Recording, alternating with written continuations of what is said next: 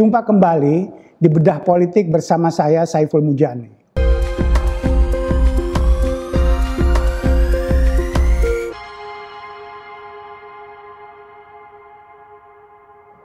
Saya biasanya ditemani oleh saudara Saidiman Ahmad yang biasa memancing-mancing dengan pertanyaan yang kritis dan menantang saya.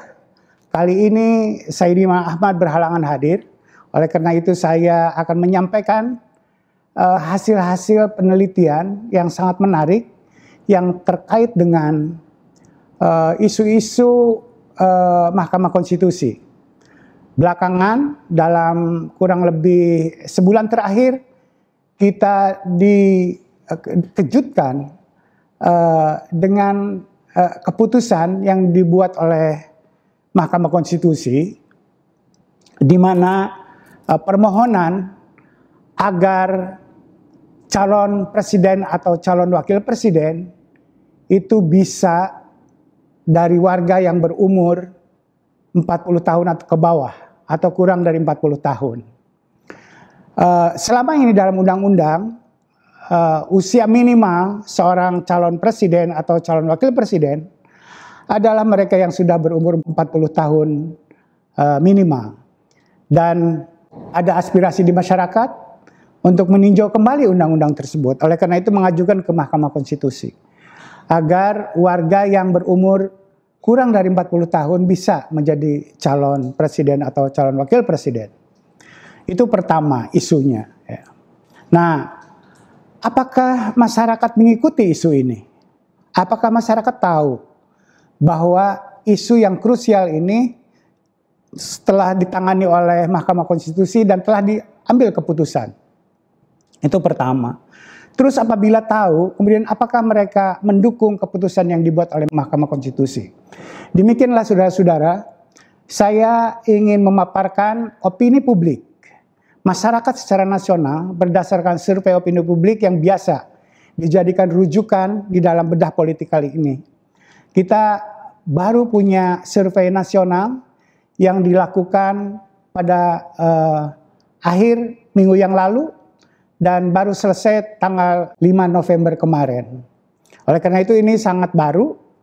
Nah, pertama-tama adalah bahwa Mahkamah Konstitusi telah memutuskan bahwa seorang warga bisa menjadi calon presiden atau calon wakil presiden walaupun umurnya belum 40 tahun apabila ia telah menjadi pejabat yang dipilih lewat pemilihan umum seperti anggota DPR, anggota DPRD, gubernur atau wali kota. Kira-kira begitu. Itu keputusan yang dibuat oleh Mahkamah Konstitusi. Yang menarik bukan hanya keputusannya, tapi juga adalah bagaimana proses pengajuan tersebut kepada permohonan tersebut kepada Mahkamah Konstitusi sebelum Mahkamah Konstitusi mengambil keputusan. Pertama-tama adalah kita tahu bahwa awalnya yang mengajukan untuk meninjau kembali batas umur tersebut adalah agar warga negara yang berumur di bawah 40 tahun bisa menjadi calon presiden. Oleh Mahkamah Konstitusi, permohonan itu ditolak. Tapi dalam waktu yang tidak terlalu lama, muncul permohonan baru. Di mana, umur di bawah 40 tahun tidak diterima, tapi bagaimana kalau dengan warga negara yang punya pengalaman di pemerintahan, pemerintah daerah, seperti gubernur, wali kota, dan bupati, atau bahkan pernah menjadi pejabat publik yang dipilih lewat pemilihan umum, seperti DPR, DPRD, tingkat 1 maupun tingkat 2. Kira-kira seperti itu. Itu usulannya. Bagaimana kalau usulannya seperti itu?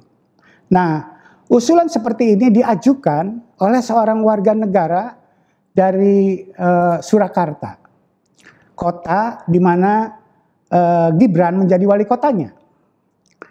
Secara eksplisit, Almas, seorang mahasiswa dari kota Surakarta tersebut yang mengajukan ke Mahkamah Konstitusi bahwa dia adalah pengagum Gibran. Jadi secara eksplisit dia mengagumi Gibran.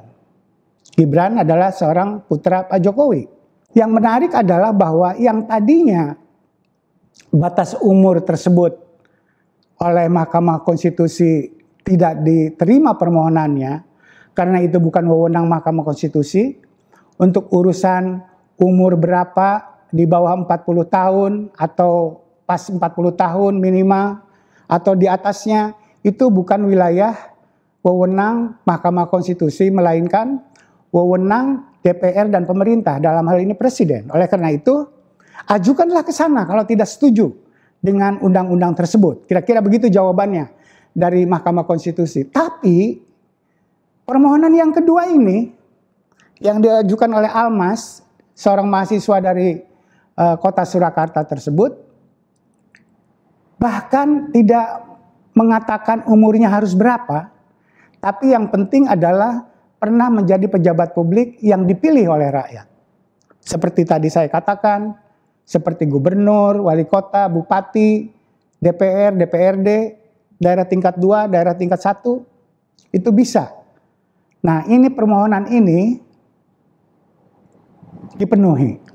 Yang menarik adalah bahwa pada yang pertama, di mana penolakan pada umur tersebut, batasan umur tersebut dilakukan, Ketua Mahkamah Konstitusinya, Pak Anwar Usman, tidak ikut sebagai hakim.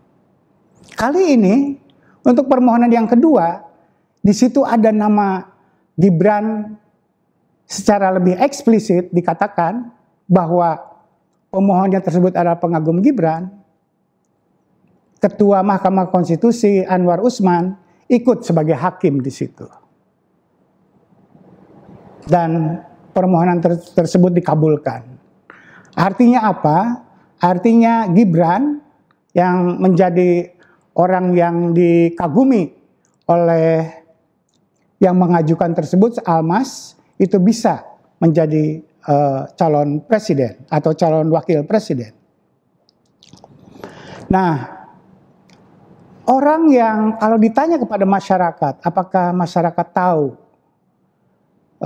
keputusan yang dibuat bahwa orang yang belum berumur 40 tahun itu bisa menjadi calon wakil presiden karena dia sudah pernah menjabat atau sedang menjabat kepala daerah yang dipilih oleh rakyat?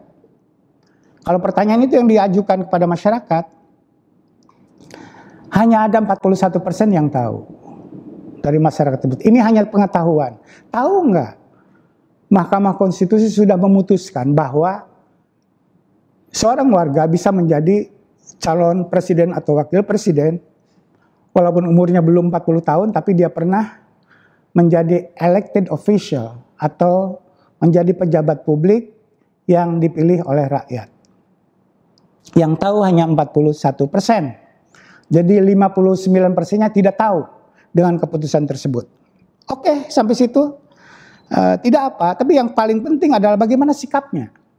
Jika tahu putusan MK itu untuk usia capres dan cawapres mengajukan pengagum Gibran yang mengajukan, gitu ya, dari yang tahu tersebut, dari 41, yang mengajukan itu adalah pengagum Gibran sebanyak 37%. Di dalam populasi berarti sekitar 15%. Jadi sedikit sekali orang yang tahu bahwa Almas, seorang warga, seorang mahasiswa dari Surakarta, adalah orang yang mengagumi Gibran. Dan dialah yang mengajukan permohonan agar Gibran kira-kira diloloskan. Tidak spesifik Gibran diloloskan, orang yang berumur di bawah 40 tahun tapi menjadi elected official, jadi pejabat publik yang dipilih langsung oleh rakyat, mohon diizinkan, dibolehkan untuk menjadi calon presiden atau calon wakil presiden. Nah, orang yang tahu bahwa yang mengajukannya itu adalah Almas yang pengagum Gibran, itu hanya 15% dari total populasi nasional. Jadi sangat sedikit sekali, gitu ya.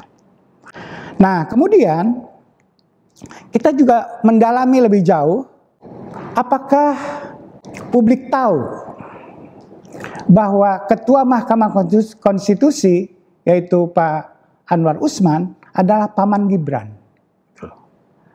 Jadi adiknya Pak Jokowi, Presiden Jokowi, menikah dengan Pak Anwar Usman. Jadi dia pamannya. Oleh karena itu punya hubungan kekeluargaan.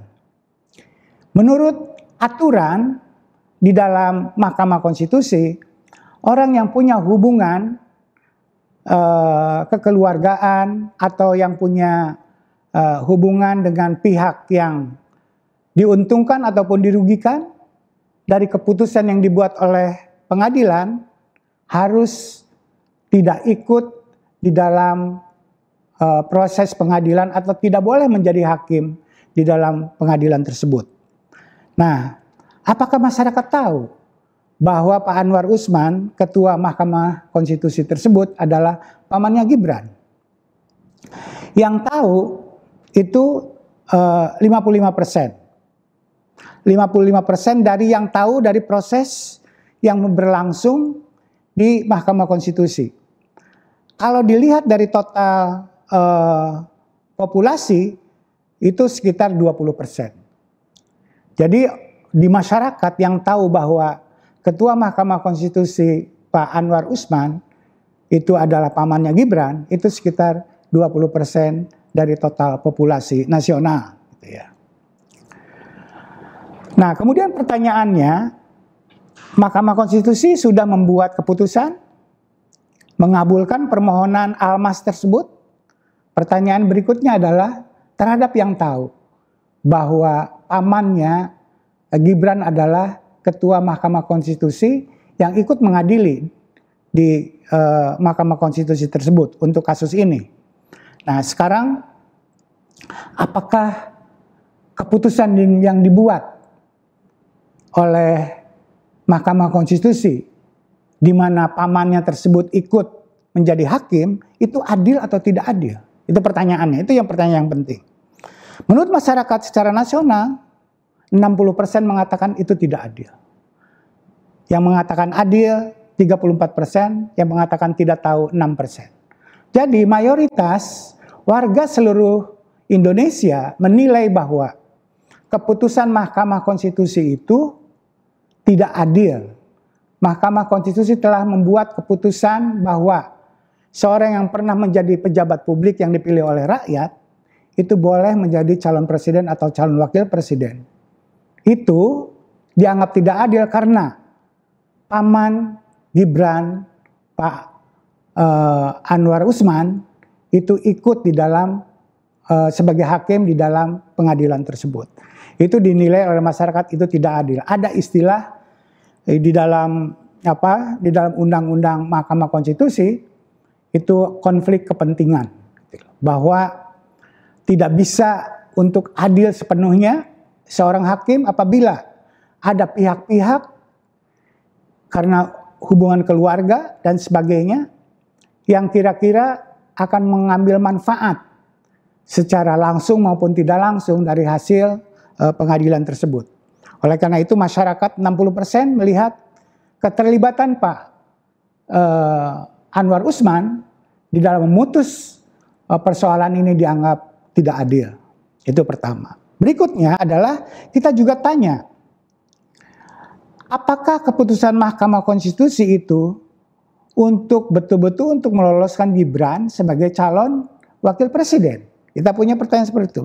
Dijawab ya, 61%. Jadi menurut publik secara nasional bahwa keputusan itu dibuat betul-betul untuk memenuhi harapan atau keinginan Gibran menjadi calon wakil presiden.